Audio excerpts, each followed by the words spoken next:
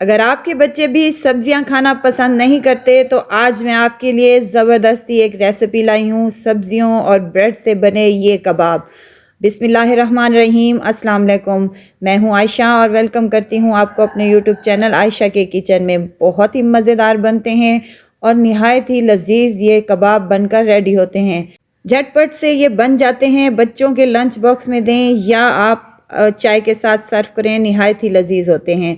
तो चलें शुरू करते हैं। यहाँ पर मैंने ब्रेड के 5 स्लाइसेस ले लिए हैं। आम ब्रेड जो हम रोज़मर्रा की इस्तेमाल करते हैं, उसको पानी में डिप करती जाएं और अच्छी तरीके से हाथ की मदद से निचोड़ लें उनका तमाम पानी। बहुत ही जल्दी ये सॉफ्ट हो जाती हैं, पानी में जाते ही ये घुल जाती हैं ब्रेड। तमाम ब्रेड के स्लाइसेस को हम ऐसे ही निचोड़ कर साइड पर एक बाउल में शामिल कर लेंगे। अच्छे तरीके से निचोड़ लें ताकि पानी कोई भी बाकी ना रहे। यहाँ पर तमाम ब्रेड हमारी आ चुकी है। यहाँ पर हम कुछ सब्जियाँ ऐड कर लेंगे। शिमला मिर्च है मेरे पास, ये 2 चम्मच के करीब है, इसको मैंने बारीक सा काट कर इसमें शामिल कर दिया। ये प्याज हैं, इसको भी ऑमलेट कट में बारीक बारीक सा काट लें, या चॉपर है तो आप उस चॉपर में चॉप कर लें। यहाँ पर मेरे पास टमाटर है 1 अदद के करीब, इसको भी मैंने इसके बीज रिमूव करके इसको मैंने काट लिया है छोटे छोटे टुकड़ों में। शामिल कर दें। यहाँ हरी मिर्च है मेरे पास, ये कड़वी नहीं है, ज़्यादा कड़वी हो तो इस्तेमाल ना करें। यहाँ पर स्वीट कॉर्न है मेरे पास 2 चम्मच के करीब, ये भी इसमें शामिल कर लें। ये ऑप्शनल हैं, अगर आपके पास हैं तो आप शामिल करें, नहीं तो ना करें।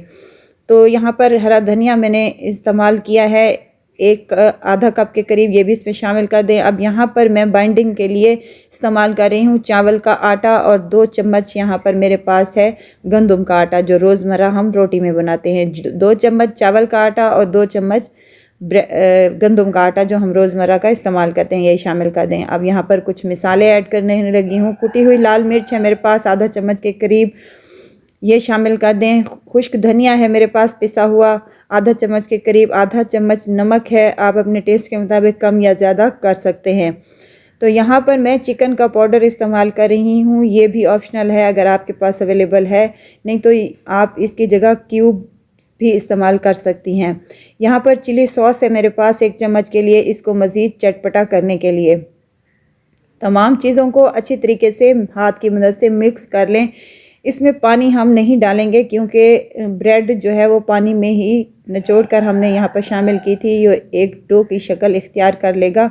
इसमें पानी का एक भी कतरा शामिल नहीं किया। अगर आपको लगे तो आप शामिल कर लें, लेकिन मैंने यहाँ पर शामिल नहीं किया। अब हाथ पर थोड़ा सा ऑयल लगा लें ताकि ये हमारी डो जो है हमारे हाथों पर चिपके नहीं। अब 2 चम्मच के करीब इस डो को उठाएंगे और जैसे हम कबाब, टिक्की वगैरह आलू की बनाते हैं वैसे ही शेप में बना लेंगे। आप चाहें तो इसकी जैसे मर्ज़ी शेप बना लें, गोल बना लें, या आप सीख कबाब की तरह लंबे बना लें, जैसे आपको अच्छे लगें वैसे बना लें। यहाँ पर मैंने टिक्की की शेप दी है, निहायत ही मज़ेदार और टेस्टी बनती है। यहाँ पर हमारी एक टिक्की यहाँ रेडी हो चुकी है। थोड़ी पतली ज़रा बना लें ताकि हमारा जो तलने में ये आसानी से तल सकें। यहाँ पर आपको अगर मेरी वीडियो अच्छी लग रही है तो लाइक करें, सब्सक्राइब करें और साथ ही में बेल आइकन के बटन को भी ज़रूर प्रेस कर दिया करें ताकि मेरी हर नई आने वाली वीडियो आप तक पहुँचती रहे।